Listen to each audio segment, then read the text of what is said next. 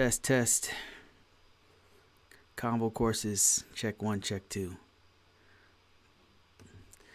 Hey guys, this is Bruce, and welcome to an early version of the ConvoCourses podcast. This is going to be a longer stream. Hopefully, any questions you guys have, I'm going to be open to any and all questions for I'm going to try to go for the next 2 hours.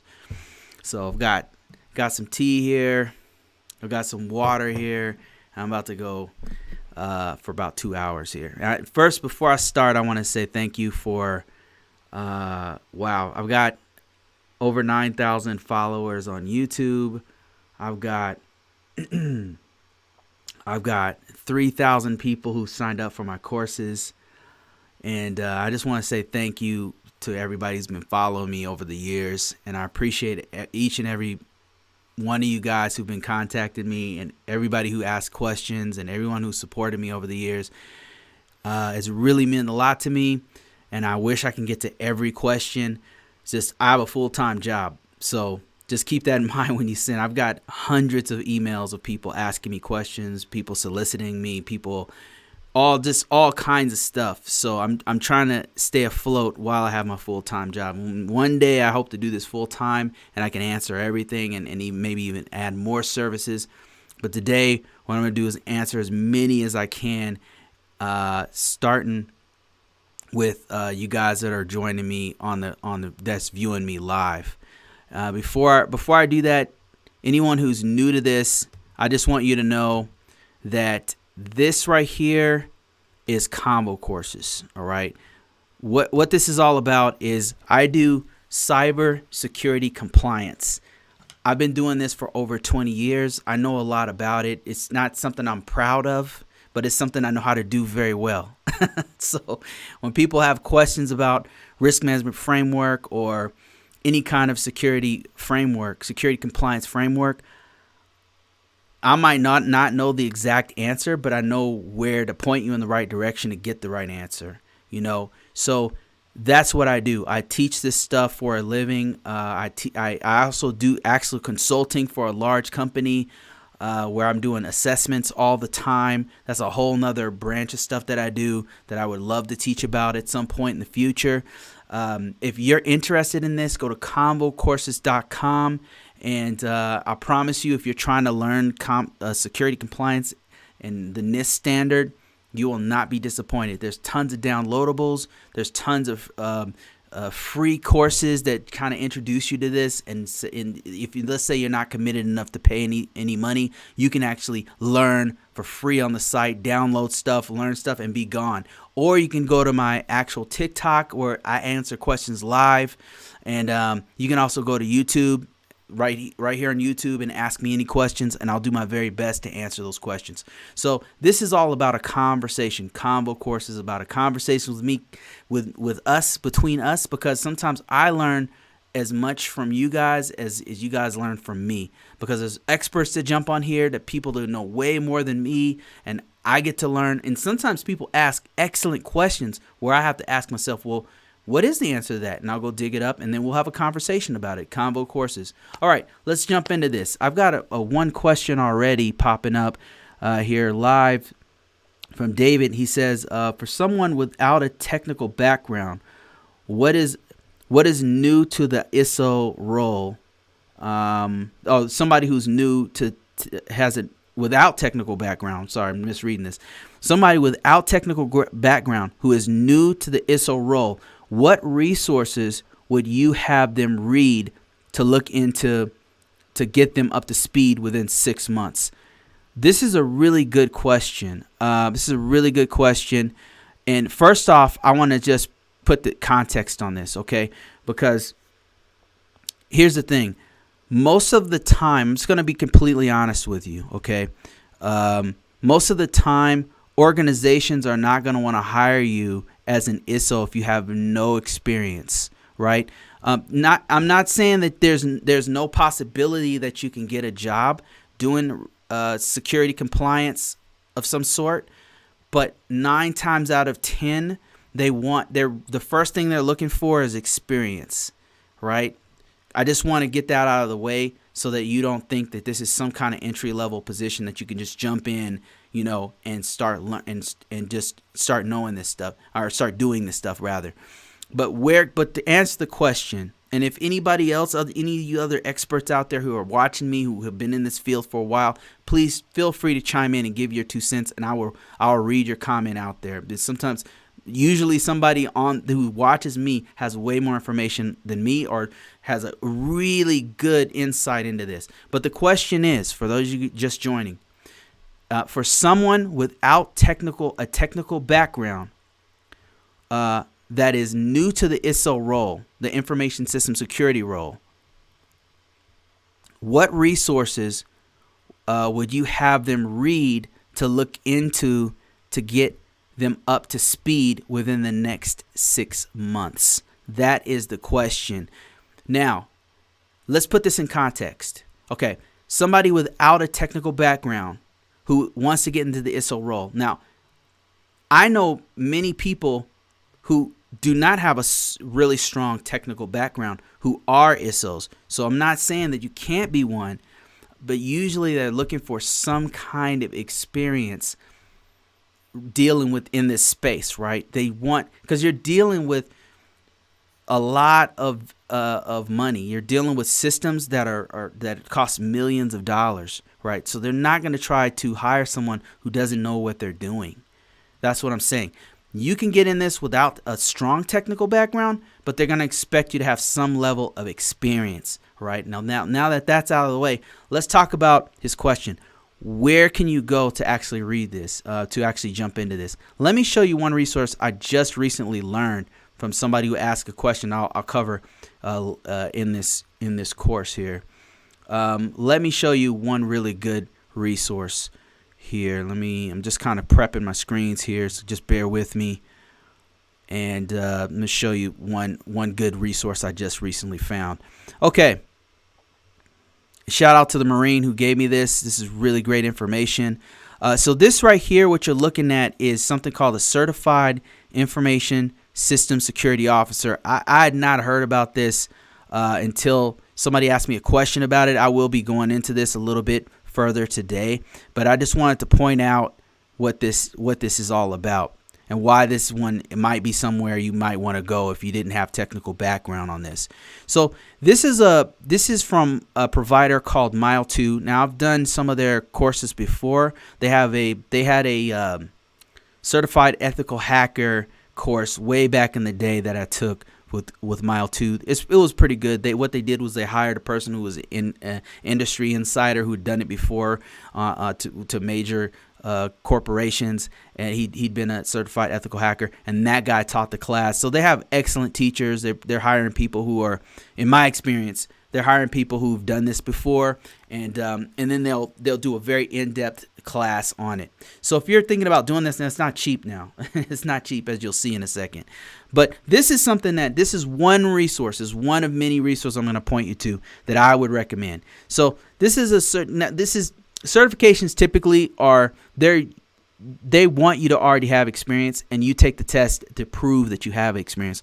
But that said, I have used certifications to actually learn a new trade. Like, you can use the learning objectives to go through this and learn it to where you now have a familiarity with whatever thing that you're learning. It's really good for learning the common body of knowledge in any given subject. Okay, so certifications are really good for that. And this one right here, as I was looking at it, somebody kind of compared my course to this, and it's not a comparison. Mine is different, which I'll explain to you later. But what's good about this course is it's actually walking you through some of the technical things that you should know as an ISSO, right?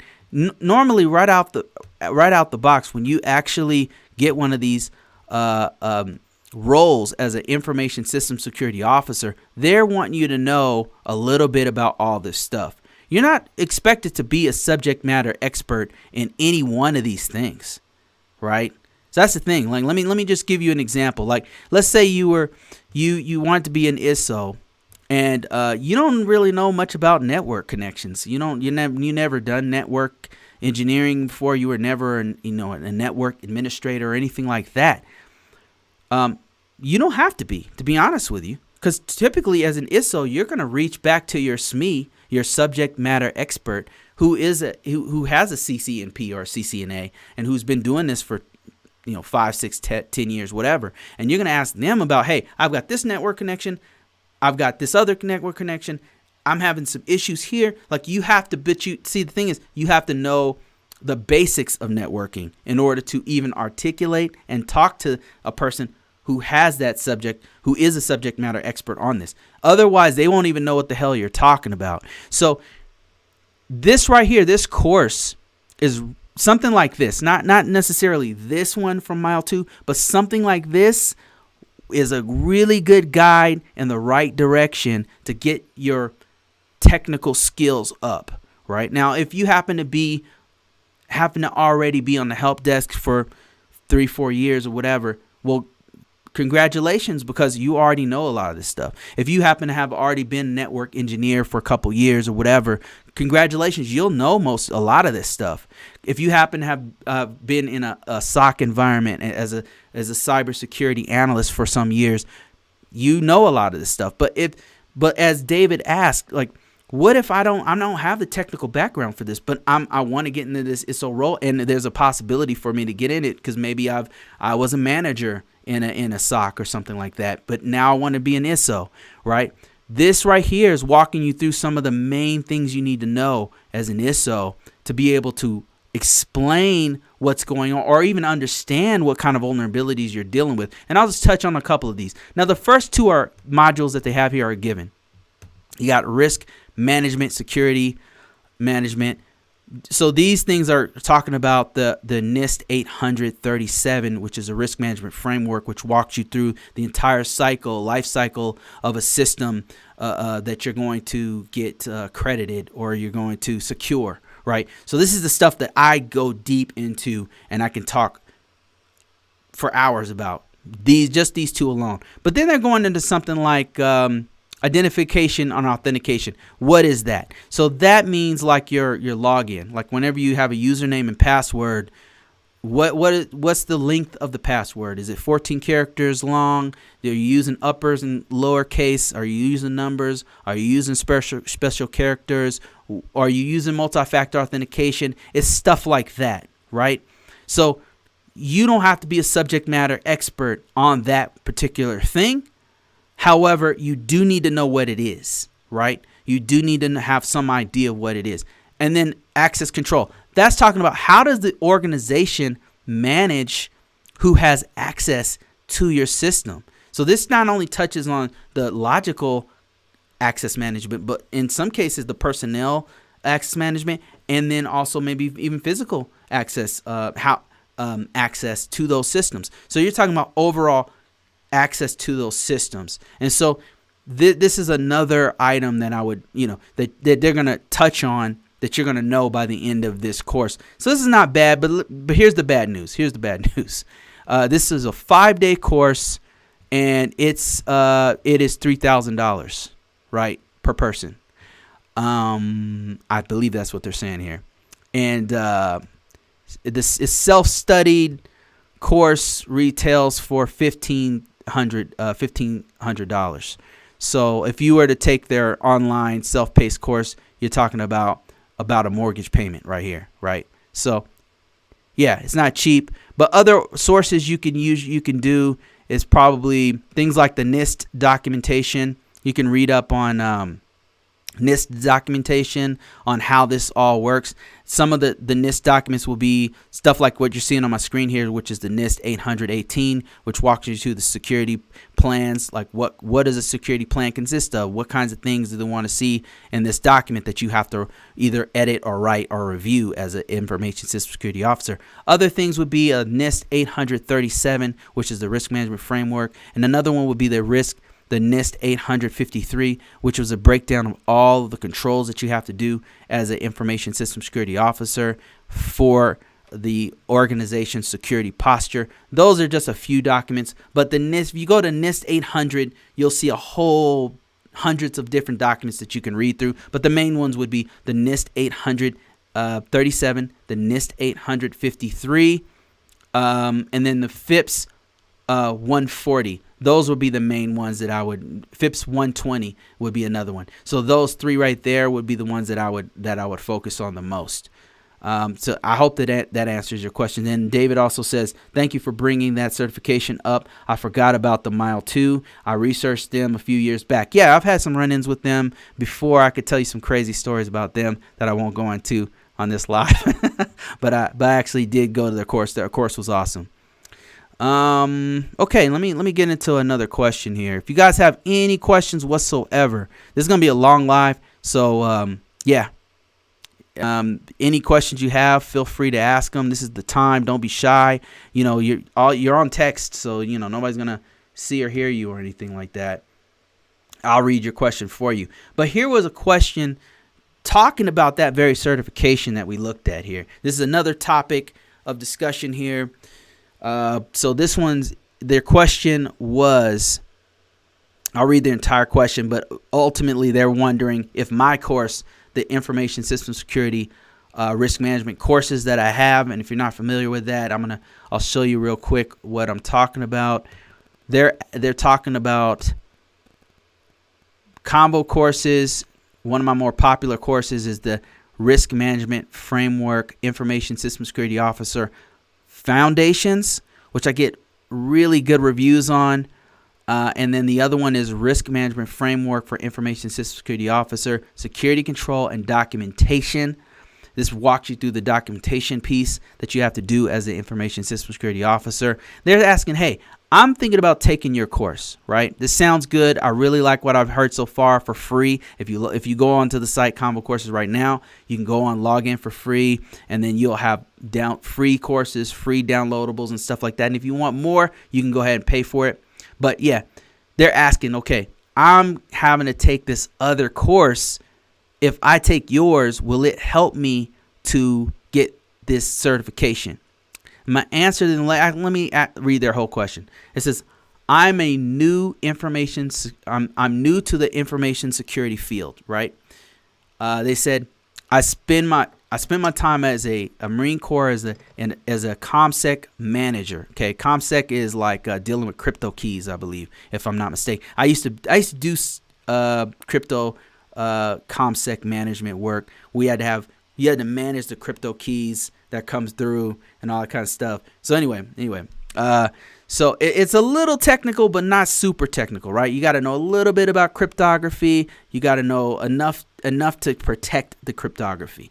So he's going to have a little bit of technical background there because he got to know about information security. InfoSec is huge. So this guy has some background in information security. That's good. And he was in the Marine Corps, so he knows a little bit about physical security, or a lot, I should say, about physical security as in the Marine Corps. And then he goes on to say, I served as a facility security officer. Now that is some hardcore security right there. You're talking about physical security. You're talking about personnel security. You're talking about information security. A lot of different security background already, right? Already. So then he goes on to say, I have also done security clearance processing. That's us also personnel security. So this guy has a lot of experience in security. Probably not the technical part just yet. And he goes on to say, I'm now serving as an information system security officer and I'm being trained for the position. That's awesome, man. Congratulations. He says, I'm training.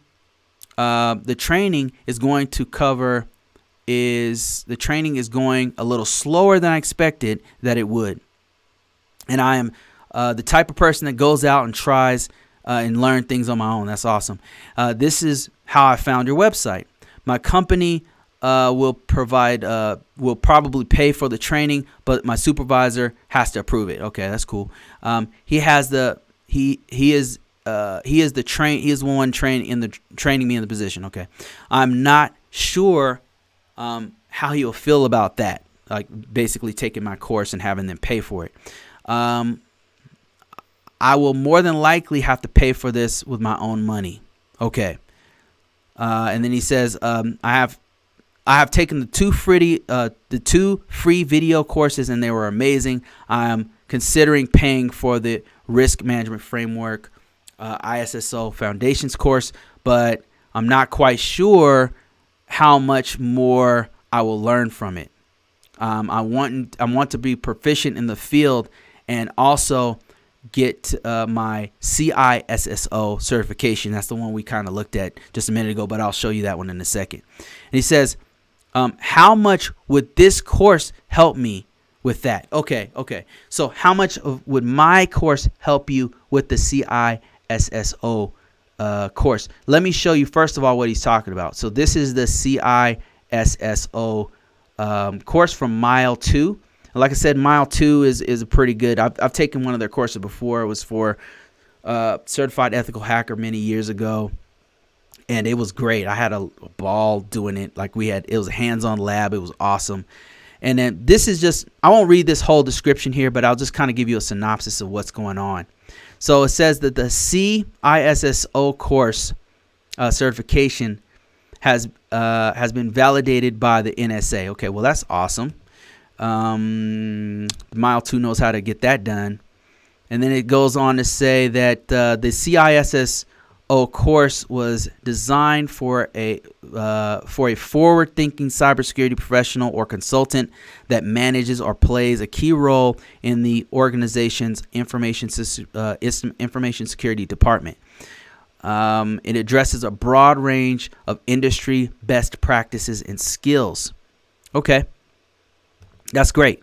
So when I started looking at it, I was like, well, my course doesn't really cover this stuff. Like, this is not what my course does. My course will cover these two items right here. This is where I focus: risk management and security management. The rest of this is stuff I'm expecting you to have some idea and have some kind of knowledge of, right? I do not teach this stuff in the current course that's out there. It's just not there. Like, maybe little bits and pieces of it when I use examples, but I'm not going into the fundamentals of the security best practices of, say, network protocol devices or telephone, VPN, and wireless. I don't talk about that. That's not what I'm teaching, right? So it would not really prepare you for this certification. No, it wouldn't. But what it would do, let me tell you what it would do. What my course really goes into is, let me see if I can go to the page here. What it really does is it tells you, from the perspective of somebody who's been in this field for over 20 years, what do you actually do as an ISSO? That's what I tell you. Like, if you have a basic knowledge of security, if you have a basic understanding of IT, if you've done, let's say you were help desk for a year, right? You have a basic fundamental understanding. I'm going to tell you what you do as an ISSO. So it is excellent. I guarantee you it's better than theirs in that regard. I'm telling you exactly what you're going to do on a day-to-day basis as an ISSO. I don't know that these guys are going into that kind of stuff. They're taking it from scratch. Like, if you don't know anything, and they're going to go through all the fundamentals that you need to know about this stuff here, which I could teach. I should probably do a course like this, actually, now I'm thinking about it. Yeah, I should probably do something like this. but the current course that's out there doesn't. But it goes through all the stuff day to day. It tells you things like, how do you cover CYA? How do you cover yourself as an ISSO? What kinds of things do you need to know? It's basically things that I wish somebody would have told me when I became an information system security officer in the Air Force when I was an airman, right? They put me as an ISSO when I was an airman. Like, that's like, if you don't know what that is, basically, well, I was a sergeant by the time I'd learned this. But anyway, I didn't know anything, right? They just took me off the. I was doing physical security. I was actually a cop, and then they trained me from one career field to another, and I went into a computer operator, which is like just a person who just does like help desk and stuff like that. That's what I did, and so. From there, I didn't know anything, and all I did was read regs. I was reading things like the Rainbow series and stuff like that. I mean, real dry stuff. I had to know from scratch. I'm teaching people about what I wish somebody would have told me. I already knew a lot of this stuff. So that's where my course differs, and it would teach you very well these two top things. After that, this is just teaching you basic best practices of each one of these items that you should know. What I would recommend is for you to take the Security Plus. Security Plus is a lot more marketable as a certification. And this is just my personal opinion. Not to say, I'm not trying to say don't take this one, but a better choice would be to do the Security Plus because it's covering a lot of this stuff and it's expecting you know a little bit deeper on these things right here. The CompTIA Security Plus, and it's more marketable than this particular course. That's what I would do personally, but that, you know, it's completely up to you. I hope that this answers that question out there on that. Let me just go back to my slides here, and I got a couple of statements here. Mr. Samuel says Udemy has an ISSO course for Mile 2. The instructor is a Pluralsight instructor. Pluralsight's also awesome, in my opinion. Udemy is very basic courses usually, but that's really cool. David says, have you ever resubmitted a resume for a job you already applied for? Okay, I'll answer that one on its own. They are probably not. Warner says they're probably not, but you're right. What one would you actually do for the job? What one that you would actually do on the job is golden, yeah. Would I ever create a CMMC? Possibly, yeah, possibly. I would do something like that. Yeah, I've been thinking about doing something that's more comprehensive that covers lots of the controls and goes across the maturity model. Maybe, yeah, that's something I would think about. But getting back on the subject here. Let me see here. So yeah, to answer the question, my course doesn't really prepare you for the CISSO, and I would say it's probably gonna prepare you more for the ISC2 cap. It's more going to prepare you for that. It covers probably 40% of the ISC2 cap, but it's more of a practical implementation of what you do as an ISSO doing risk management framework. So there you go with that. Let me see. I had another question here. Somebody asked me something that could probably be its own subject. It said, have you ever resubmitted a resume for a job you already applied for? David, what do you mean by this? Have I ever resubmitted a resume for a job you mean that the organization is making you reapply for a job? You mean the organization that you're with is having you do this? Is that what you mean?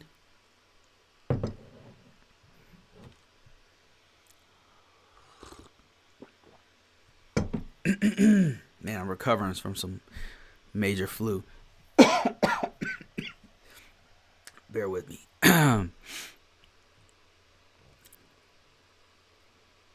Just reading questions here in the comments section, the chat section.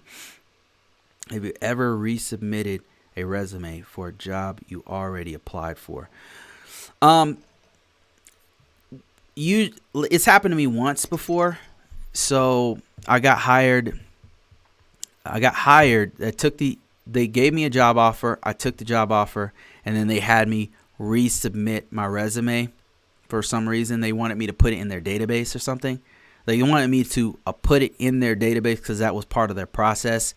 That was the closest I've come to it. But as far as having a job, I'm already there, I'm working, and then they say, apply for this job again.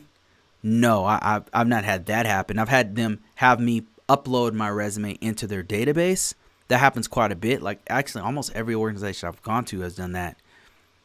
Where I'm hired, I'm working there for some time, and they're like, hey, we need your resume, because they put it in their database so that they know what your skill set is. And if they apply for this or that contract, they can use your resume that says you're a CISSP or whatever, and they can go and say, yeah, we have 3 employees that have this that certification or this or that level of experience. So yeah, I've had that happen to me before, but I don't know. I'm not sure if that's what you're talking about. So I hope that answers your question, David. If it's not, please feel free to correct me. All right, I'm gonna keep on moving here. I'm going to keep on moving to the next question. Oh, just an expansion on what you're seeing here on the screen is all of the different course details that they're covering, which we already talked about, so I'll just keep going. All right, so this was a new question that I got. Somebody said, entry-level degree for getting into cybersecurity. All right. They're saying, I've followed you for quite some time now, and you are doing such a great job helping people like myself, and would like to thank you for all you do. Well, thank you. Thanks for watching. I appreciate you guys. I would like to ask for some advice, some background on myself. I hold a BS in Health Science, Security Plus, an AWS Cloud Dev. They're an MCITP, and they have a TSSCI clearance. Well, that's awesome. That's really great. Hope that's all on your resume. Then they say, I have 1 year's worth of MS SQL Server admin experience. That's awesome. My dilemma is I'm not sure which route that I should take between an ISSO or a cybersecurity analyst. Do you suggest one over the other, considering one is easier career transition? And by the way, I could not find your email contacts. I put the email contacts right there. That's the cyberaware2020@gmail.com. Now, I can't promise you I'm going to get to you immediately. I've got so many solicitations from companies, from affiliate programs, from people wanting me to do more, from people wanting me to do one-on-one sessions with them, from people asking me questions like you see here. I got so much stuff going on, so sometimes it takes me a while to get to you. But if you email me, I go through my email, and it's one of the main ways that I get more content. So, yeah, email me at that address if you have any questions, any questions whatsoever. And it says, by the way, found you. Okay. Anyway, okay. So the question is, for this particular subject matter, is, do I suggest? My dilemma is I'm not sure which route I should take. ISSO, cyber, or cyber analyst. So I wouldn't say that this was. Let me change the wording on this one. That would probably be a better fit for this course or for this video description right here. ISSO or cybersecurity analyst? That's the question. And if you guys have any comments, I've gotten a couple comments already of people suggesting things. Which route? And Wayne says, I would ask him, which route does he want? An information systems security officer management side or the security analyst technical side? That's a great point. Anybody else have any suggestions? I have one. My suggestion right here is follow the money. What do you mean, Bruce? Bruce, what do you mean by follow the money? What could you possibly mean by follow the money? Let me explain to you, sir, what that means, or ma'am. I'm going to explain to you what that means. What does follow the money mean? What I would do, given your situation, having a bachelor's degree, having a TSSCI, having a Security Plus, these are awesome certifications and or experience. I would take my resume, I would put it on monster.com, I would put it on dice.com, I would put it on linkedin.com, I would put it on all .coms, right? I would put it everywhere so you couldn't miss me. And I'd put all my skills, and I would definitely put that I have an SEI or some sort of security clearance that's active, right? I would put all that stuff out there on all those sites. And then I would take the job that pays me the most. That's what I would do. That's what I would do. I'd follow the money. Now, it does depend, like Wayne suggested, what you want to do, because information systems security officer work is more, it leans more towards a management type approach. You don't really have hands-on technical, day-to-day technical stuff going on, right? It's a lot of like reading policies, evaluating documentation, coordinating with other subject matter experts in the field. It's stuff like that, right? It's meetings, things like that. If you want a more technical, hands-on approach, then it's going to be a cybersecurity analyst work. So it really depends on what you want. But if money is a factor, and it is for me, I would follow the money. I would go who's paying me the most, with the best company, right? It would be a combination of those things. I also want to have a work-life balance. I want a company who's not going to run me into the ground and have me do all these extracurricular stuff that's not even in my career path.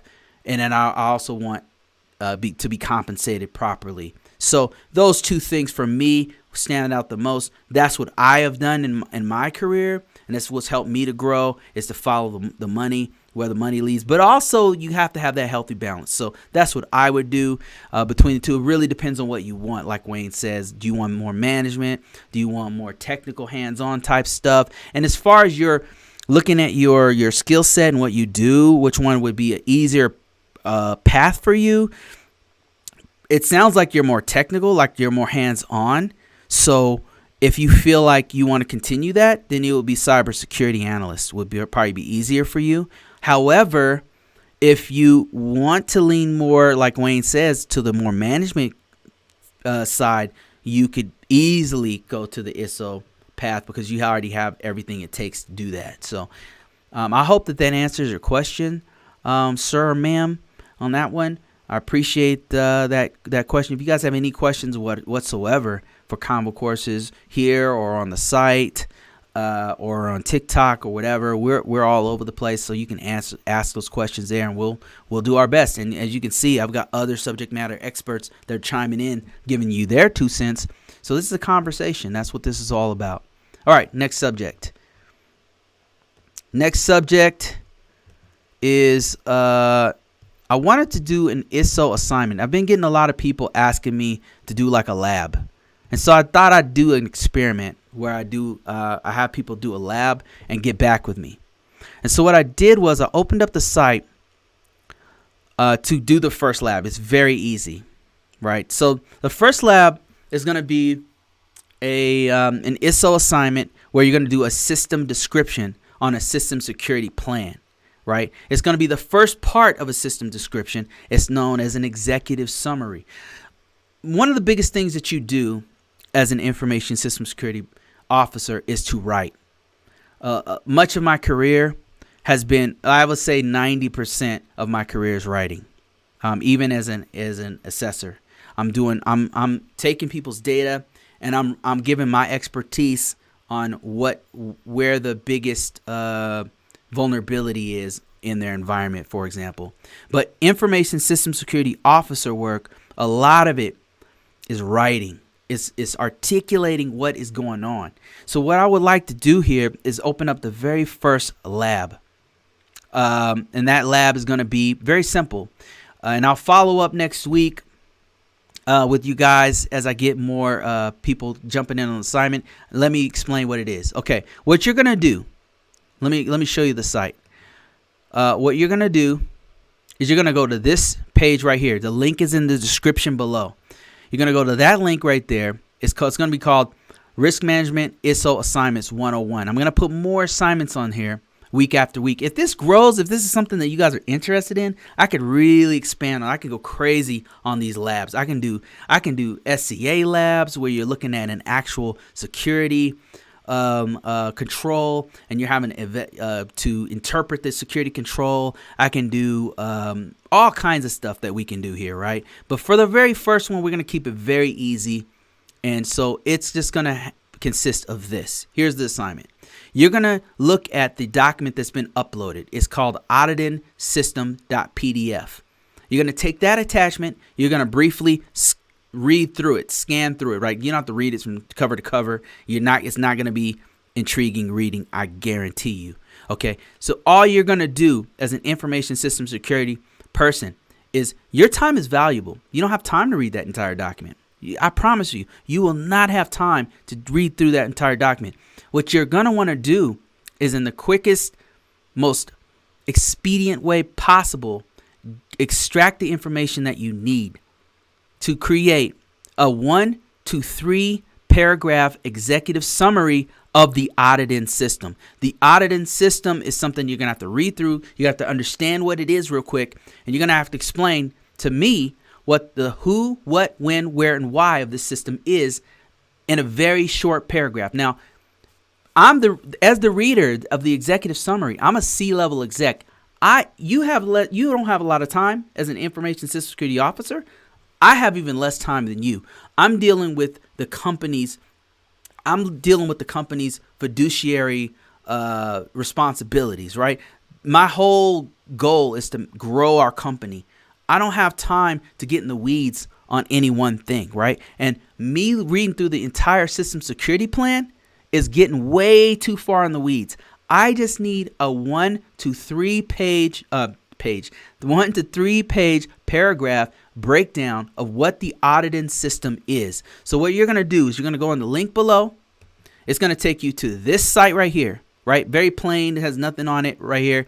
This is not really advertised. It's the first time I've done anything like this. If you have any problems getting to this site, let me know. If you can't access something, let me know. The site's in the description below. You're going to go here. You're going to read the auditing system. Like, what is it, right? It's an old document from like the 50s and 60s. It's an old system from the 50s and 60s. You're going to read through that, skim through it real quick. You're going to give me an executive summary of what it is. The who, what, when, where, and why, very briefly, talking to a C-level exec, right? Getting straight to the point.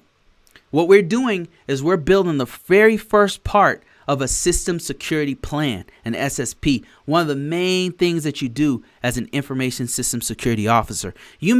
Sometimes you may not even write it from scratch, right? You may be the person who is reviewing it. You may be the person who's editing it.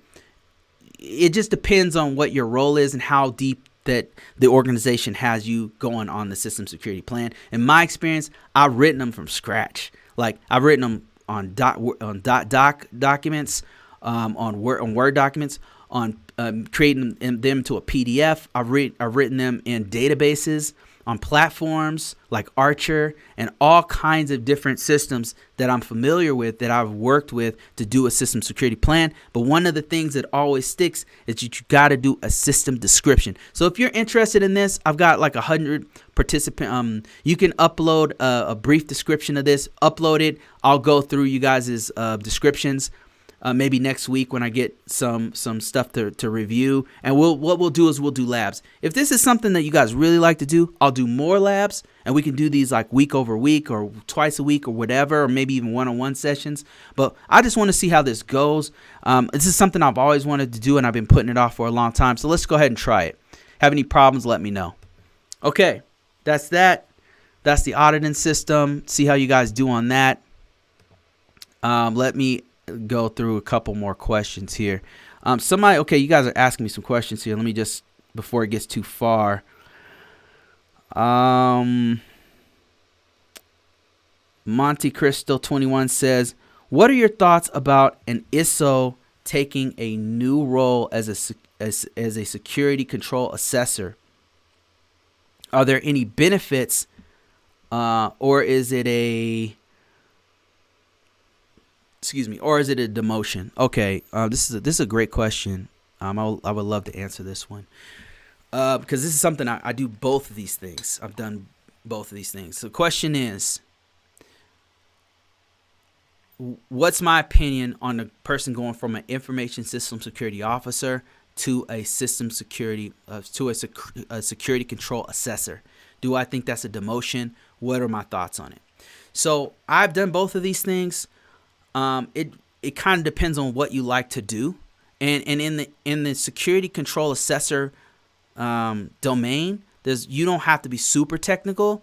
You can be somebody who just looks at documentation. There's experts, subject matter experts on just documentation on the security compliance side of the house, right? Who they'll sit down with the documents and see if the organization is doing their policies. They'll have a policy set in motion, and then your job is to see, okay, you go to the organization and you say, okay, is this organization doing what they say in their policy, right? But then you've got your other side of the security assessor roles who they're also looking at security controls in the environment, but they're doing scans. They'll do a network scan, and they have to be able to not only run the network scan, but also get the results, more importantly, and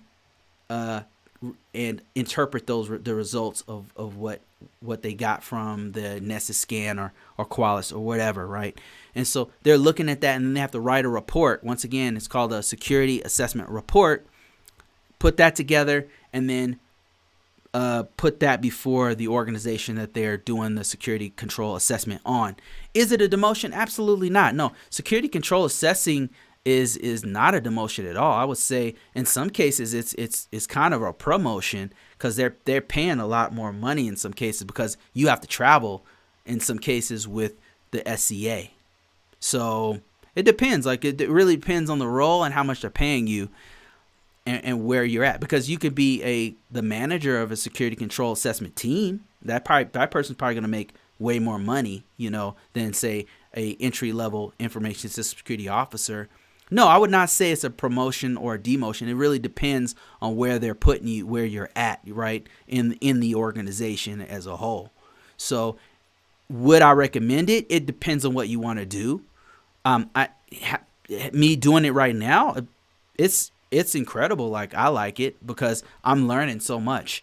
Whereas what I don't like about information system security officer work is you kind of tend to be stuck on like 2 or 3 systems, and then that's what you do year after year. It just gets boring. Like, they're paying you, they're paying you really good, but for me, like, after a while, it wasn't mentally stimulating. Like, I got bored.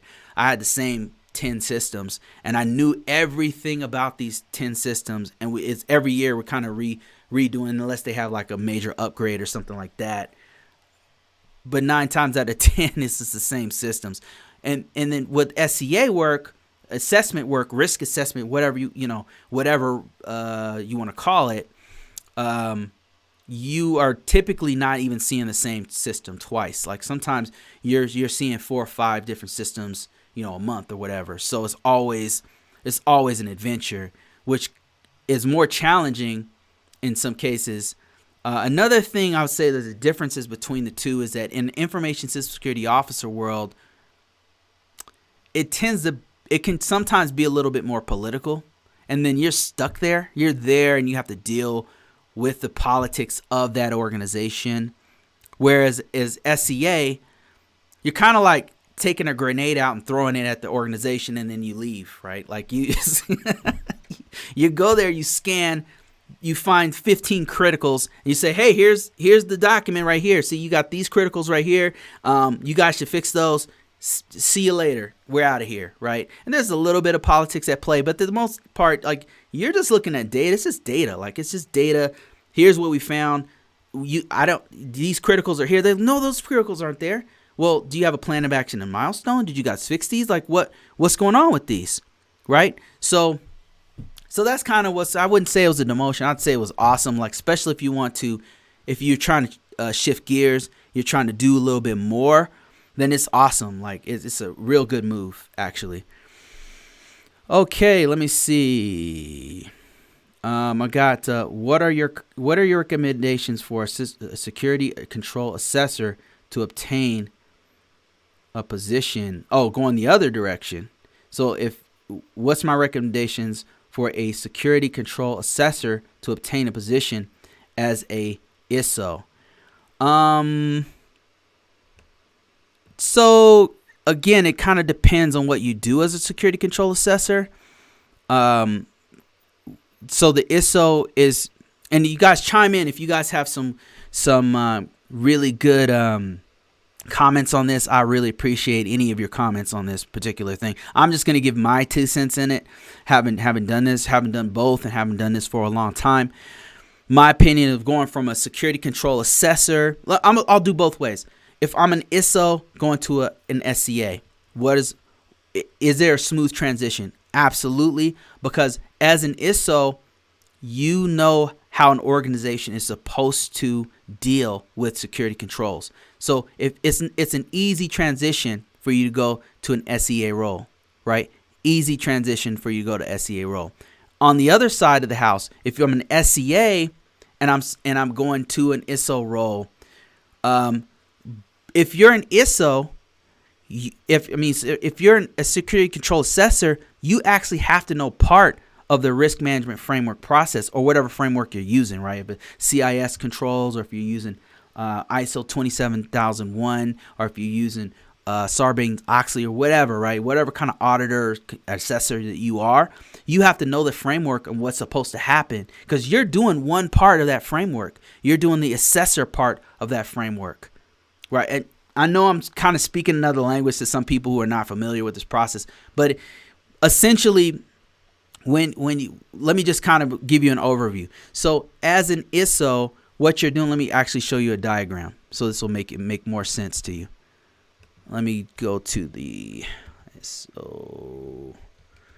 What I'm going to do is show you guys like a little diagram and show you what I mean by this.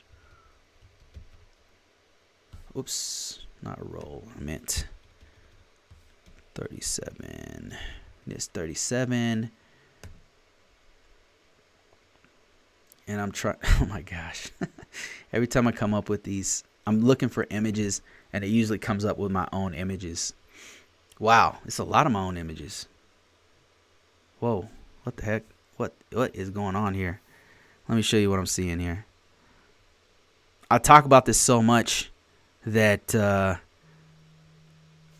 talk about this so often that I'm like #1 trending on some of these searches. This is wild, but it might be because I'm putting in the wording that I normally use, and so it's coming up with my own content.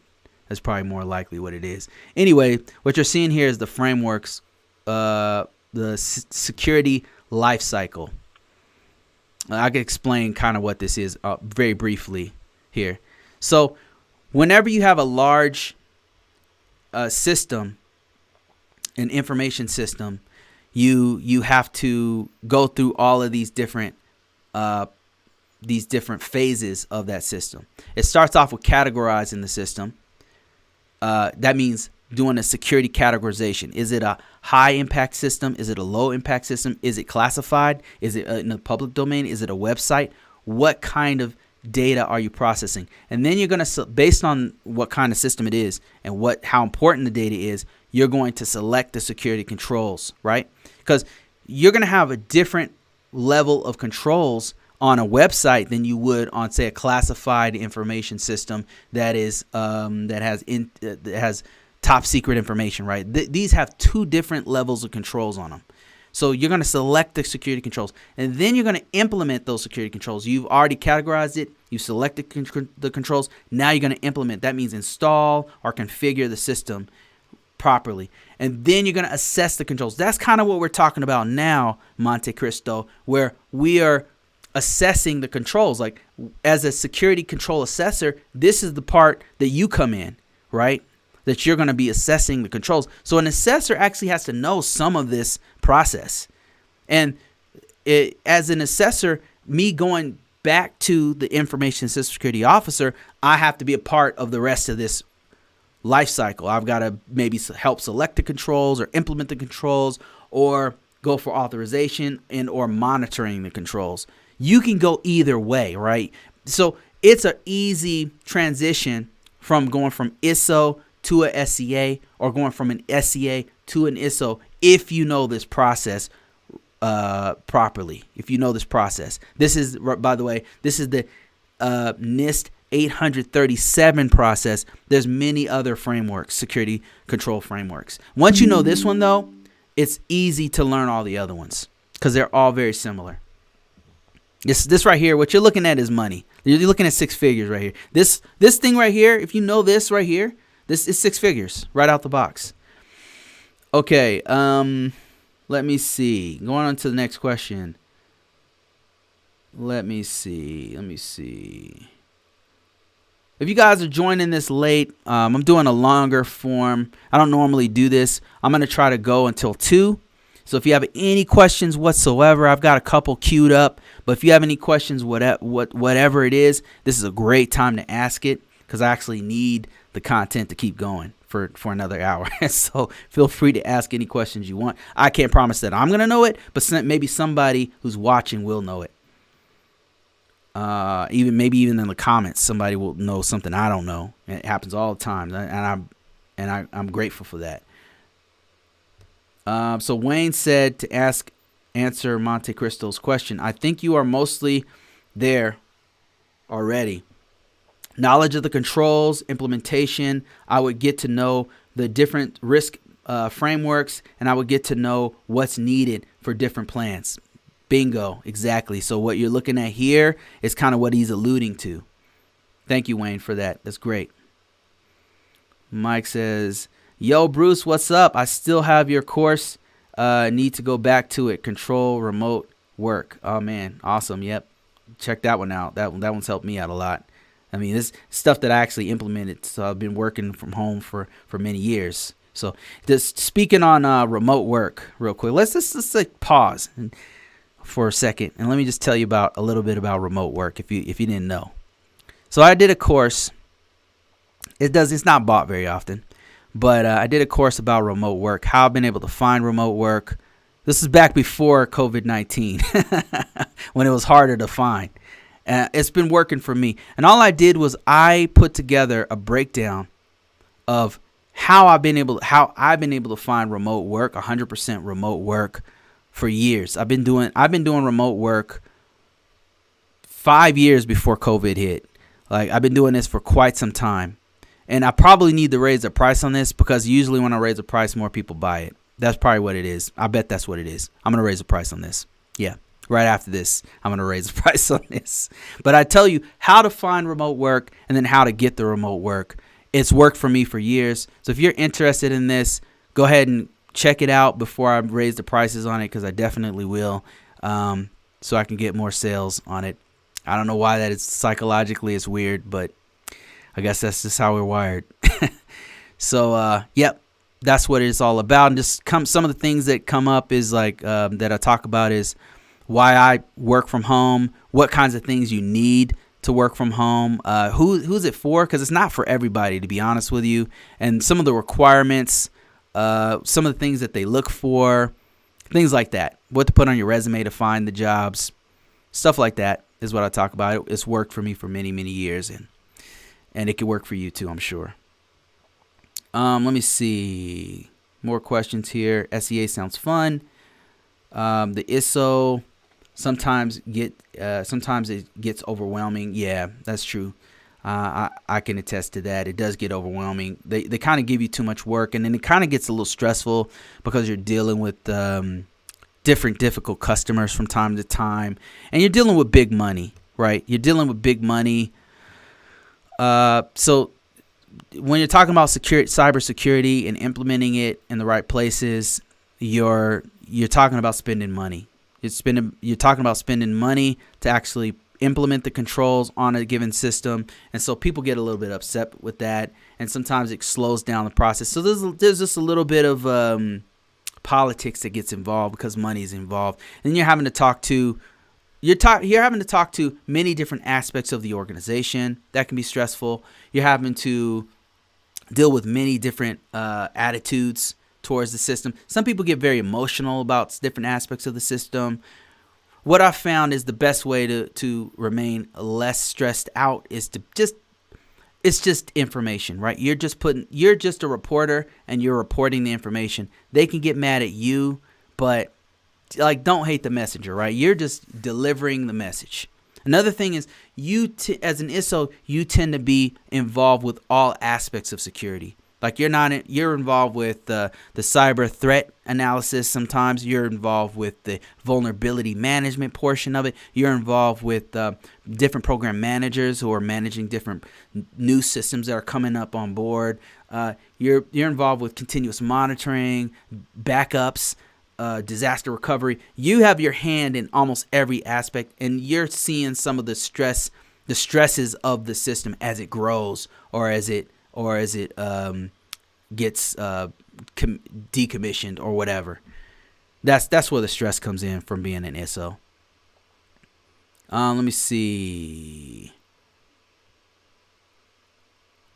Looking for more questions here before I go forward.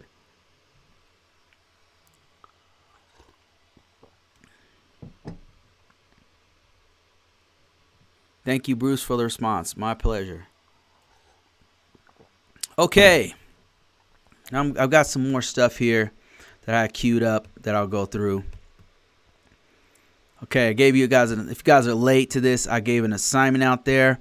If you look in the description below, you'll see that assignment. I'm going to start doing these. I'm going to see how it goes.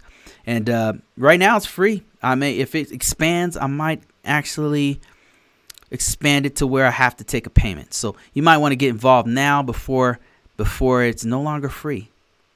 And that's in the description below. And it's basically like a lab. It's a live lab we're going to do for a couple weeks to see how it goes. Okay. Can you teach cybersecurity? This goes out to anybody who has cybersecurity experience.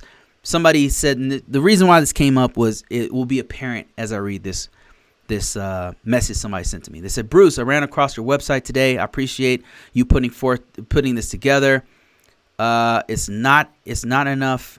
It's not enough people in our community that are into cybersecurity. Your program could help change lives. And it has changed lives, and I'm really proud to be a part of that. Like so many people that I talk to have told me that my courses have changed their life because they got a job or they got a raise or whatever, and their whole life is different. And I'm really happy to be a part of that change in you guys' life. It really is fulfilling to know that, so that's great. He says, I'm a lead at ISSO Southcom, and I've been thinking about creating a course and teaching people myself. I'm glad you took the initiative to do so. Congratulations. Keep up the good work. Okay, so if you're this person, or if this is you right here, like you can teach this and you like what I'm doing, and you also want to help other people all over the world, people in the U.S., maybe even people in the UK, people in Canada, and you happen to know this off the top of your head, and you don't mind being on camera or speaking on camera. You don't even have to show your face. If you are interested in creating a course with me, you'll create the course. I will promote the hell out of it. I might even help you edit it. I've got editors who help me to edit these videos. I've got enough experience to know how to edit it, how to put it together, and then I'll just promote the hell out of it. And then you can either release it for free if you like, or you can release it at any price point that you would like to. I will put it on ConvoCourses. I've got 3,000 followers on that site. Then I'll send out a newsletter. I'll promote it on ConvoCourses.com by doing this kind of thing that I'm doing right now. This right here, what you're seeing, gets sales. If you are interested, and this is absolutely serious. If you're not serious, if you don't feel like you can do this, if you don't have the time to do it, please don't waste your time. Okay? This is for people who are serious. This is people who maybe you already have video content. You already have a website. You already have a YouTube channel. Give me your course. I will post it on my ConvoCourses site. I will coordinate with you to promote it. I will coordinate with you on how we split the funds. It depends on how much work I do help you on it. I'll just contact me. My contact information, I'm going to give it to you right now. If you're interested in this, I can't do this for the rest of my life, guys. I'm one guy. I can only put out so much content. But meanwhile, people are beating down my door to get more content. But I don't have enough time in the day to do all that stuff. So it would be great if I had other people helping me out to create the content, and then I just promote the hell out of it. I've got a pretty good following of buyers. So who are anxious and hungry for this kind of information. So if you want to contact me, it's cyberaware2020@gmail.com. Please be serious this is serious. This is not, if you have the time to do this, please contact me, because this is a great opportunity for you. I'm really looking for somebody right now to put content out there. If you already have content, man, that is even better. What are you waiting for? You could just literally give me your videos. I upload them to my site. You tell me what the price point is. We work those details out. I promote the ever living hell out of it. And then you will get sales. You'll get more sales. You got nothing to lose, right? The only thing you have to lose is your time in sending me the videos. And let's say you make no money. Well, guess what? More people got exposed to your material. I mean, what do you have to lose? Send me your material. If you don't mind doing a video from scratch, I'll even help you create the course material. I will help you create it, right? The main caveat is that you have the ability to teach. Some cybersecurity people cannot teach what they cannot teach. I can't explain why, but some IT people cannot teach at all. If you're one of those people, don't waste your time. Don't waste your time. Keep on doing what you do. I'm sure you're excellent at your job, but if teaching's not for you, just don't do it. just don't do it. So if you can teach though, if you know how to explain something, you don't mind doing it, you know the material, please reach out to me. That's PCI compliance. If you're technical, maybe you're a CEH guy, where you're doing ethical hacking, whether you're personnel security. I'll even do physical security. Any kind of security. If you're an expert at it, if you know this off the top of your head, please contact me. Let's do something together. All right, that's it for that. I promoted this like a year ago. I got a couple of takers, and we got a course we're sitting on for like a year now. But we haven't been able to release it. It's really good. I wish we could release it. I wish we could finish it, but so far we've kind of been sitting on it. So I just want other people, if I can get other experts. My plan with ConvoCourses is to make it so that really this platform is supposed to be for other teachers to get on here and teach cybersecurity and do the same kind of thing that I'm doing here. That way I can kind of rest a little bit, right? We have 2 or 3 other people doing this. They promote their products while they're teaching for free. And anybody who wants to go deeper or get a contract, I've been contacted by different contracting agencies. That's another option for you. It's just something that you should really think about. So anyway, let me see here. The next one is ISSO, no experience. Somebody said, "Hi, Bruce. My name is Doris. I have been looking for a job in ISSO with no experience.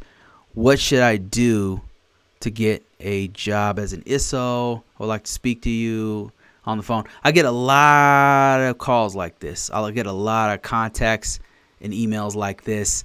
And I'm just going to be completely honest about this. So information system security officer work is not an entry-level position, right? That said, they're expecting you to have experience. Not necessarily super technical experience, but they're expecting you to have some sort of security compliance experience, right? What does that mean? Like, how can you get compliance experience? If they expect you to have it, how can you already have, like, which came first, the chicken or the egg kind of thing, right? How can I get experience to get in the job when they won't hire me to get the experience to get the job, right? How do I do that? That's the question. So there's a couple ways, right? The way I can explain to you my way that I've done it, that I did it, was I was in the military. In the military, they train you from scratch, from nothing. And from nothing, from the ground up, they train you. And then I got experience because they trained me from scratch. And then they put me in the role. Actually, they literally put me in the role with no experience and then said, "Do it." Well, I was like, well, what do I do? Like, read this, read this, read this, read this. I was self-taught. I just read the material, and it taught me how to do what was called an SSAA, which was a System Security Authorization Agreement at the time. Now it's called the System Security Plan, right? I was thrown in the position and had to just learn it on my own. And then, they would teach me ComSec and information security, and I had this other training, but doing the ISSO work, I had to learn that on my own. But they put me in the position, which gave me like 2-3 years of experience from the military. And then when I got out, I continued to use that experience. Now, while I was in ISSO, I actually got certifications. I got a degree. I got all that stuff while I was in the position. That's how I did it. That's one way. Military. I went to like 2 or 3 combat zones. I don't recommend that. It was a really hard road. Not the smartest thing I've ever done in my life, by the way, risking my life to learn this. But hey, there you go. Other ways that you could do this, that I've seen other people do this without going to a war in a minefield infested war zone. is to go into like the help desk, like go into a entry level type position, and that would be things like a field technician or like a there's plenty of IT positions that are entry level positions that you can use to develop as an IT professional. And then from there, once you have a common body of knowledge built up, you can then become an information system security officer. That's one way you can do it. Now, another one that we talked about on this, if you're late to this, one thing that we've been talking about is really good security certification that I just found out about that might be good to do is a certified information system security officer. Now, just getting this alone, this certification is not going to get you in the door, but it's going to get you the knowledge that you need. Now, this is not cheap. This is a $3,000.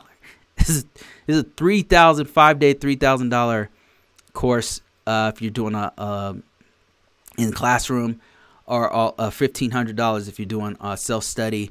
But the objectives are really cool because it's teaching you the basics of risk management, and then it's going through all of the different security best practices that you need to know.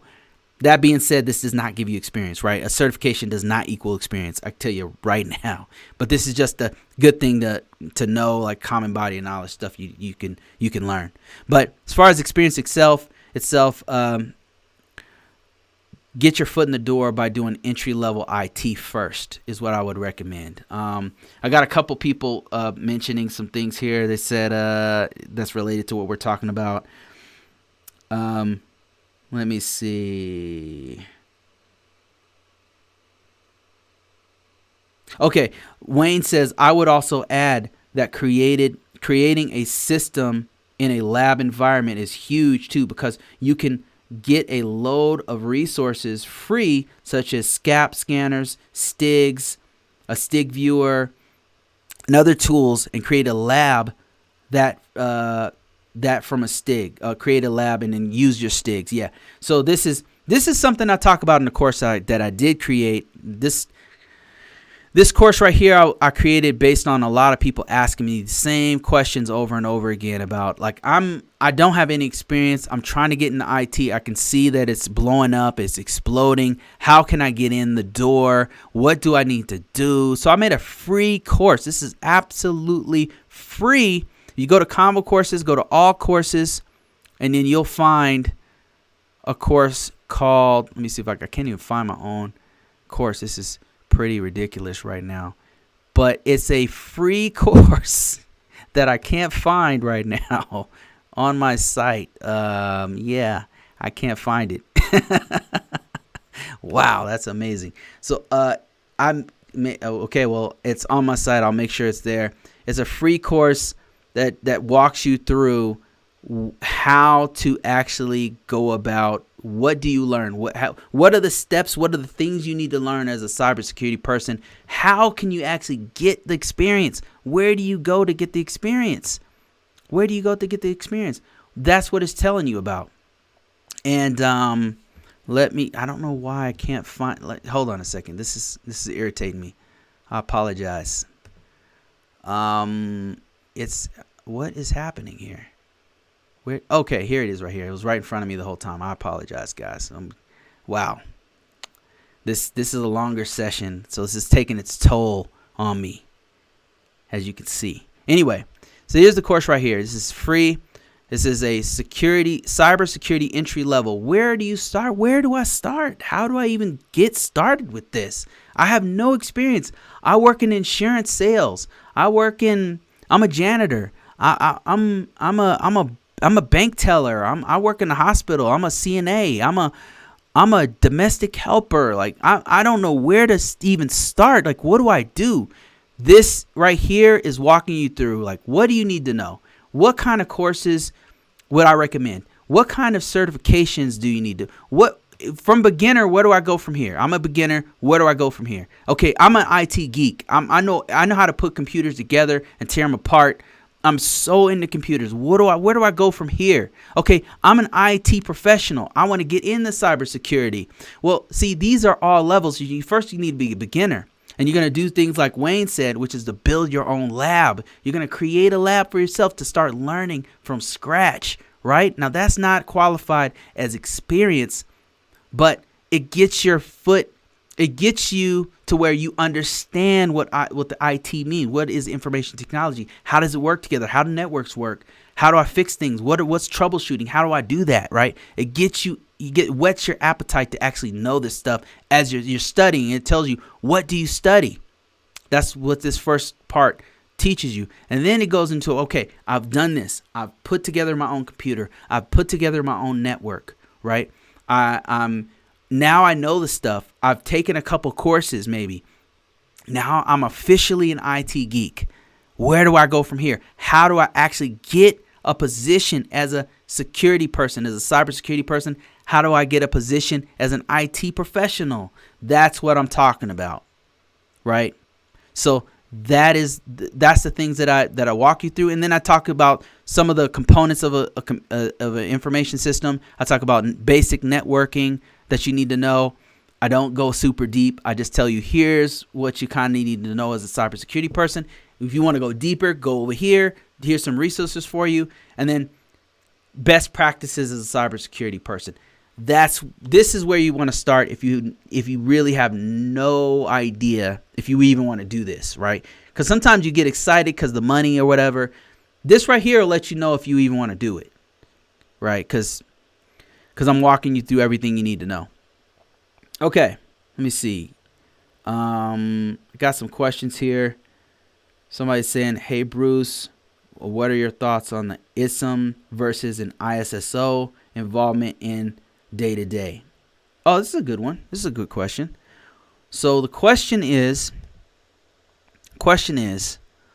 what's my opinion on an information system security manager versus an information system security officer? What is my opinion on those two? And what is the day-to-day versus ISO involvement day-to-day? Okay, what's my opinion about their day-to-day activity? What's the comparison? What we'll do is we'll compare the two. All right, so I could tell you my experience with both of these things. So an information system security officer and their relationship with the information system security manager is that typically an information system security manager manages an information system security officer. So in order for the ISSO to get hired, they have to go through the information system security manager. So the manager, typically, they have 2 or 3 people underneath them, maybe even more. Maybe they have 10, 20 people underneath them, right? They are managing, their whole job is to manage the information system security officers, and they're also looking at the overall security posture of the organization. So the ISSM, the information system security manager, that manager is usually what their daily tasks are meetings. And they're meeting with higher level people. They're meeting with upper level managers who are not necessarily into security. They're talking directly to the office of the CIO, the Chief Information Officer. They're talking to the Chief Security Managers. They're talking to the CEO. They're in those kinds of meetings. And those meetings are usually talking about things like resources. What resources does our organization have? Do we have enough resources? And resources meaning time, money, personnel. Do we have enough personnel to do this particular job over here? Or we have this critical security patch that we need to apply, and we're kind of behind on this particular patch. They're doing big things, like they're doing meetings after meetings on big things that are affecting the whole organization. And they might have a one-on-one meeting with you, and you're going to, as an information security officer, and you're going to break down what's going on for the, in bite-sized chunks, what's going on. So their day-to-day, the manager's day-to-day is talking to other managers, talking to C-level execs, things like that. They're making sure you get paid. They're making sure that your time card is done on time. They're doing things like that, right? So they're not in the weeds on security things. They're looking at the big picture of security for the whole organization. That's what their day looks like. An information system security officer, on the other hand, is in the weeds on different security features. Like normally, an information system security officer has 2 or 3 systems, and sometimes 10 or 12 or 20 systems that they manage. They have a whole bunch of systems that they have to manage that are underneath them. What are they doing? They're doing continuous monitoring. They're looking at, okay, has anything changed with system A? Okay, system A has no changes, nothing's going on with it.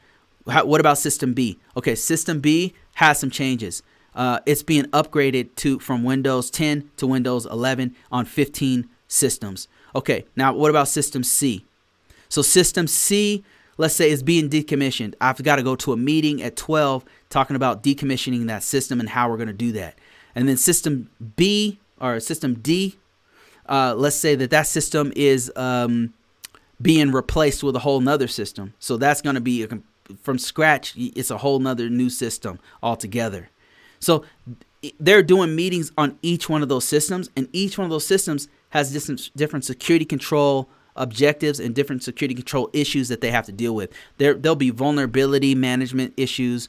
There'll be plan of action and milestones that have to be renewed. There'll be risk acceptance documentation that has to be created. It's things like that. So the day-to-day, one is in the weeds on several different systems. The manager, they're doing meetings with other managers, and they're doing your time, making sure your time card is on time, making sure that your hours are fitting the systems, and making sure that everything is on track as far as a management perspective. I hope that answers your question. And as far as which one you want to do, it depends on whether you want to manage or you want to, do in the weeds stuff. All right. Somebody asked, I have a bachelor's degree, a security plus, and a cap. Is the excuse me?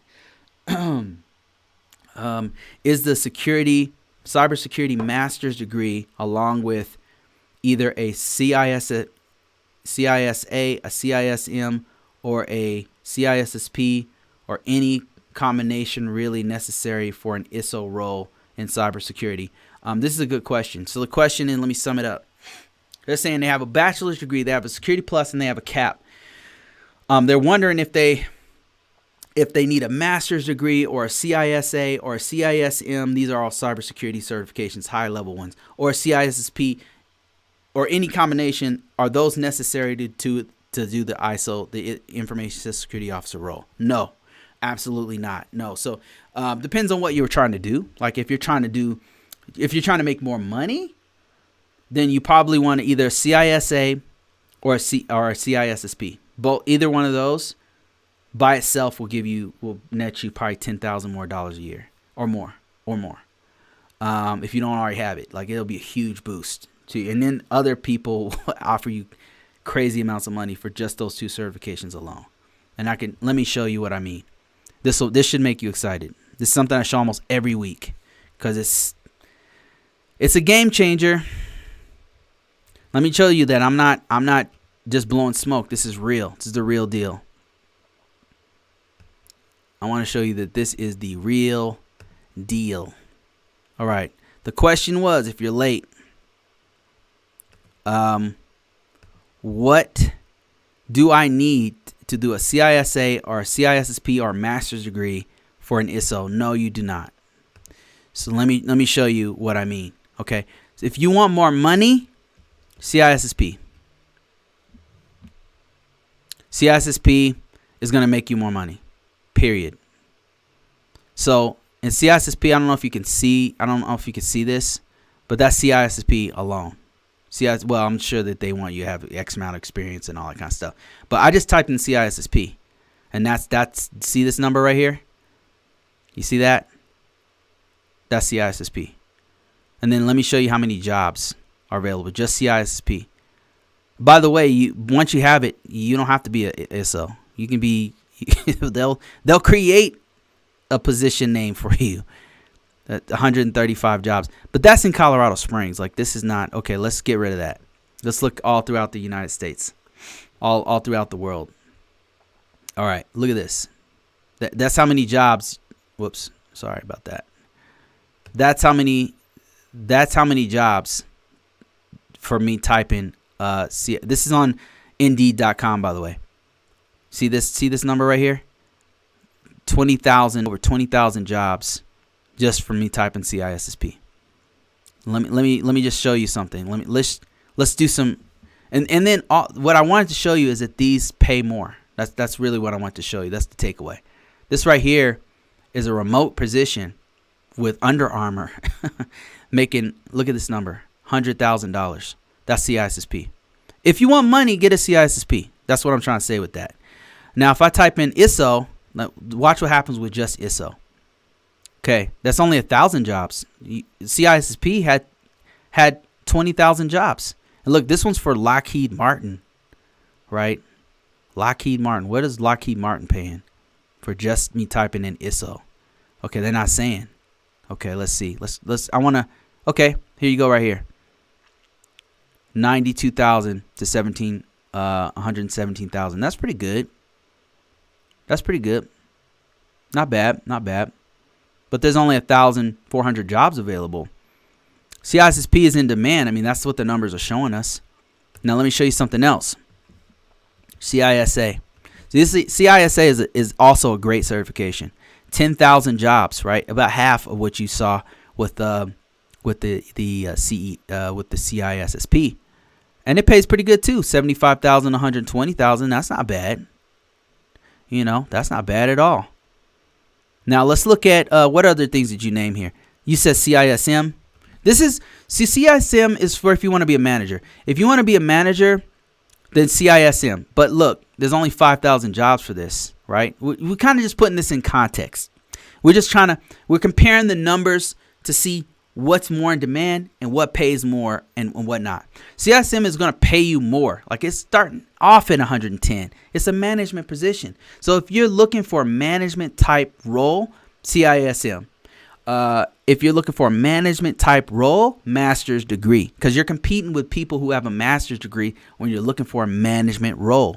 So it depends. To answer your question, no, you don't need a degree. You don't need a master's degree or a CISSP or a CISM or a CISA or any combination of those to become an ISSO. You don't need it. Or you need probably like a Security Plus would be the bare minimum that you would need. You probably need some years of experience in the IT world. In your resume, you want to talk about all the security things that you've done. You probably need at least a bachelor's degree, but I've seen people not have a bachelor's degree and get as an ISSO and have just experience and get in there. So I hope that answers your question. All right, let me see. I got some other people talking to me here. Navi, how you doing, man? He says, hey, Bruce, have you considered doing a cybersecurity podcast to increase exposure to the work you are doing? So this right here is a podcast.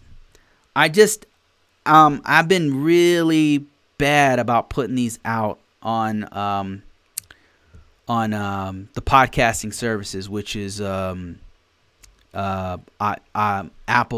iTunes, and the Google one that's out there. I've just been really bad about posting them, and I need to do better. It's in that department. It's a one-man show. I'm the only one who does the editing and all that stuff for the podcast itself. So that's why I've been slacking off. But yeah, I'll make sure. Oh my God, I'm going to make another promise I'm not going to keep. I don't want to do that.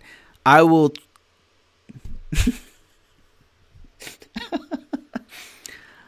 I need to post.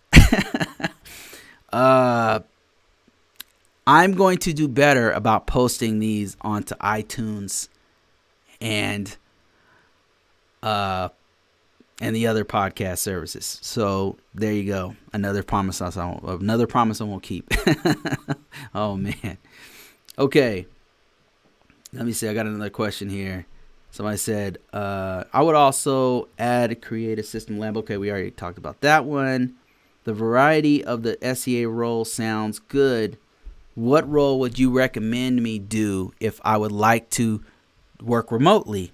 I have a CISSP, a CISM, and a clearance. I'm working on cloud certifications this year. Thank you. Okay, so you're set, Navi. Like, the only thing stopping you from getting a remote position is you.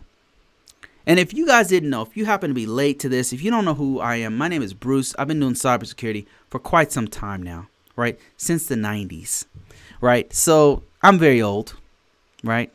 But with age, comes experience. And let me just show you what kind of experience I have. I have experience getting jobs that happen to work remotely.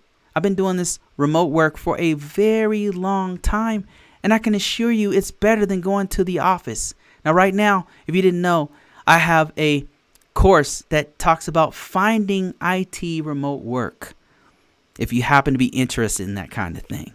And this is me right here talking about my remote work that different jobs that I've had have allowed me to go all over the place and have a great time in places like Thailand. That's Thailand. I'm in Thailand right here, right? Hawaii, in the Philippines. I've worked in all these places remotely, right? The very first video that I do on this one is me literally working remotely in different countries. Now, you can't do this with every job, but there are some that you can do this with.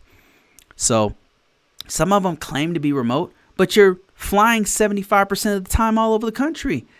So you probably don't want that, or maybe you do. Maybe you like flying. I don't know. But this course talks about that kind of stuff.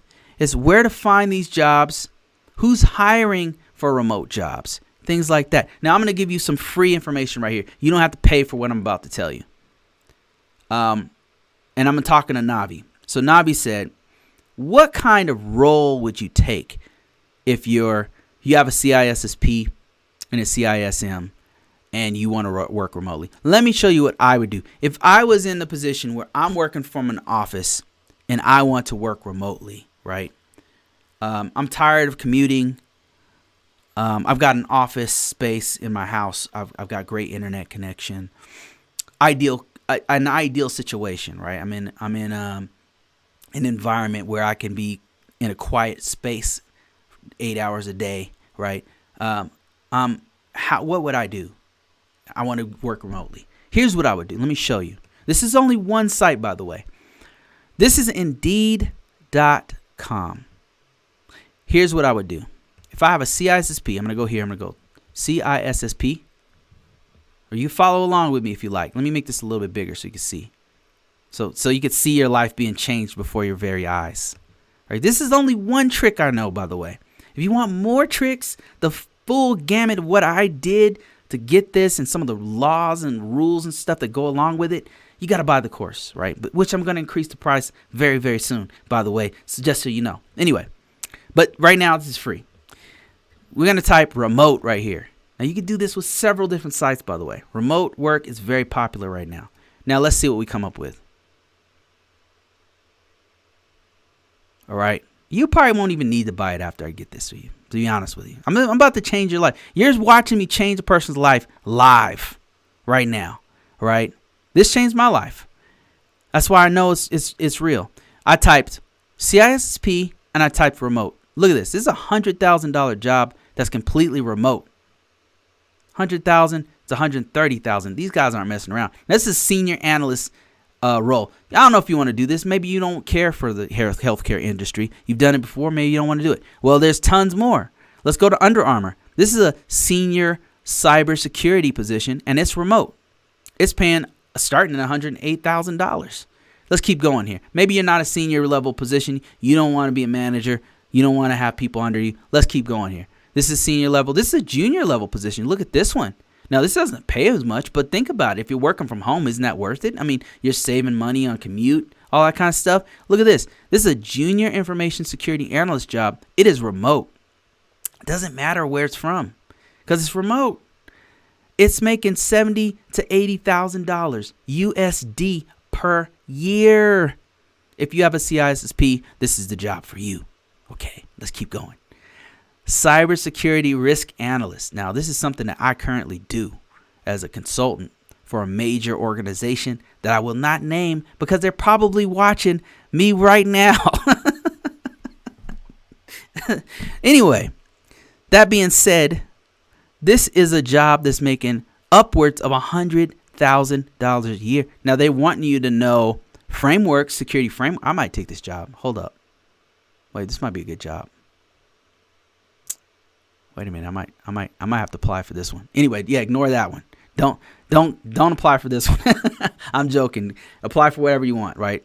There's tons of jobs out there. So this is a remote position, right? Completely remote. Now, sometimes they require you to be they say it's remote, but you have to be from that city. You got to read their description. It'll tell you here what they want typically, right? So you got to read through that. Sometimes they say it's remote, but it's flex time. It's flexible. You got to come in the office 3 times a week or once a week or something like that. Or once a year, you got to come in and check in or whatever, right? So there's different caveats and different requirements for some of these remote positions. You got to read what's going on. But all I did was go to Indeed. This is just one site. You can do this with LinkedIn. You can do this with Dice.com. You can do this with Monster.com. You can do this with SimplyHired.com. What's the other? There's literally hundreds and thousands of sites that you can do the same thing I just did on to find these positions. And now more than ever, because of COVID-19, which is probably going to flag this video because I just said that word, there's more remote jobs than ever because organizations know they can't survive. Some organizations can't survive without it. Okay. So here we go. Let's look at how many positions. This one has like 4 or 5 positions. Look at this. These are jobs I might apply for, and I'm being absolutely serious. Look at this. This has 5 or 6 positions. This is the same job over and over again. That means that they're really looking for a ton of people to do this. Cybersecurity Analyst. All of these paying over $80,000 or over $70,000. That's awesome. I mean, that's how you find it. I hope that answers your question, Nabi. If you guys are looking for more information on exactly how I've been able to do this for years, find remote position, go to ConvoCourses.com and go to Find IT Remote Work. This is how I've been able to do it from home for many years, and I talk about very intimate details about what you need to have in your house. Not everybody can do this, and not everybody should, to be perfectly honest with you. I'll give you a couple examples. If you have a lot of small kids in the house and you can't get away from them, it's probably not best for you to do a remote work because little kids, they don't know. I remember when my kids were really small, it was really hard to work from home because they don't understand, right? If dad's home, they want to play, right? So that's probably not. If you're in a place where you can't have quiet, right? Some people live in places where it's just too loud and you can't focus. Probably not. You probably want to go to an office environment to do your work. So that's some of the things I talk about in this course. Is like, it's not for everybody. There's a couple things that you need to have or do before you even think about doing remote work, because it's really not for everyone. All right. Let me see. I think I have one more question. Nabi says, thanks, Bruce. Love the joke. Gotta get the course before the price goes up. I'm serious about that, by the way, man. For some reason, people only buy it when I increase the price. I don't know. It's weird. But if you want me to increase the price, I will. I mean, I guess that's what you got to do these days. Okay, this is a completely new comment. I've never read this before. Let me make sure there's no names or numbers in there. I'm already okay, good. Practice labs.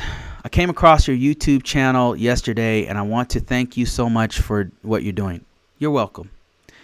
I want to know which one of your courses I should purchase in my case, and what you would advise me to do. Here's my story.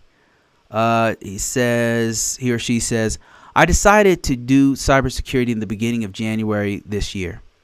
I passed the CAP certification in April. Congratulations. This must have been last year. I got a job offer that was canceled in October, and I'm back on the job market. But I still feel like there's so much to know.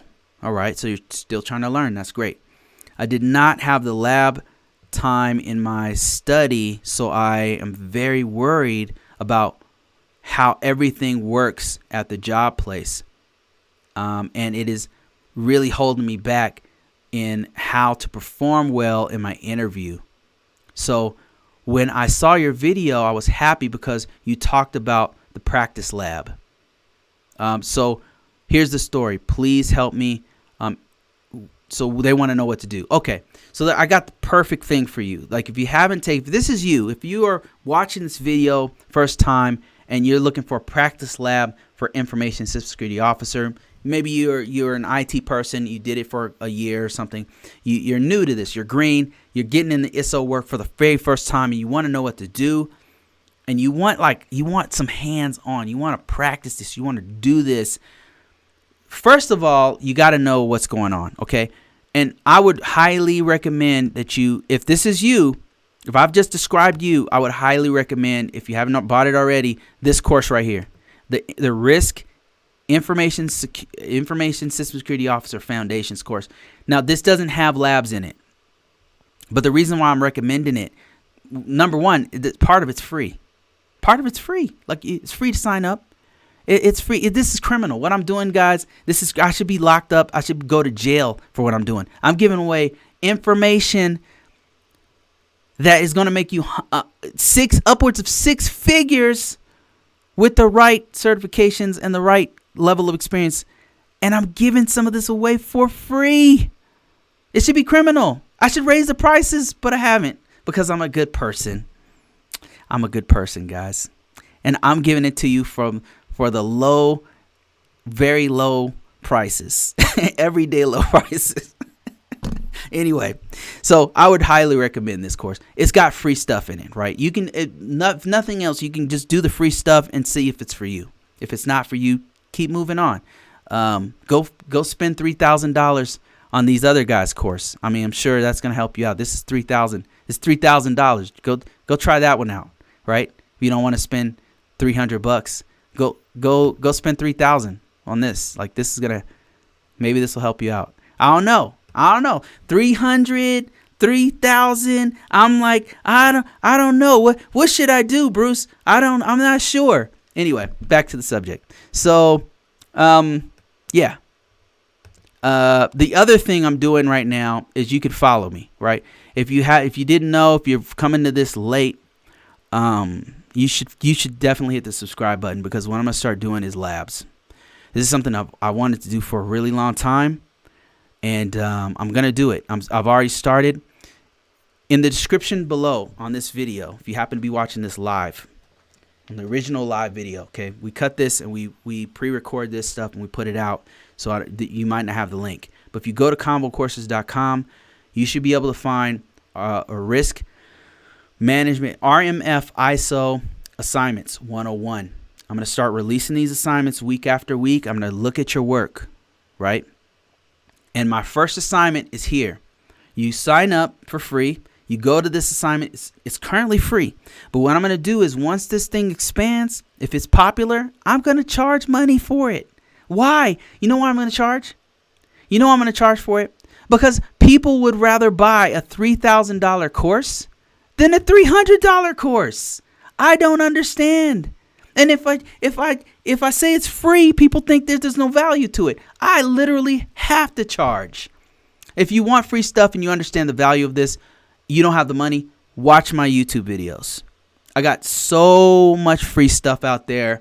Like I said, I should go to jail because this is really good information. But I'm giving it out for free, right?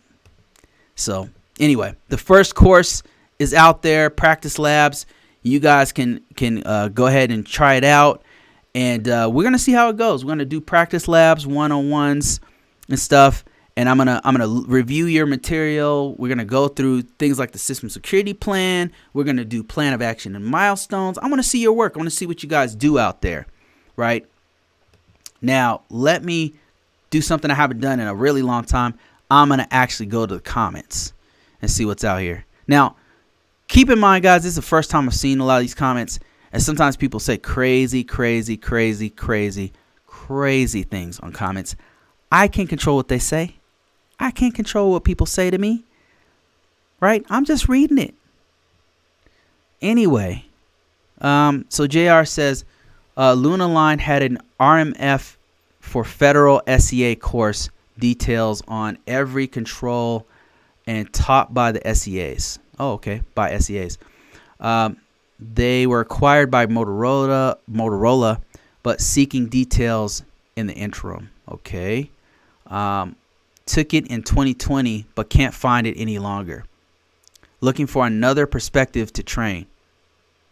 Definitely a gap in this area. Nobody is teaching SCA stuff, right? It's really something I'm going to start doing here. People been asking me about this damn SCA stuff for a long time. I happen to be an assessor. That's what I'm doing right now.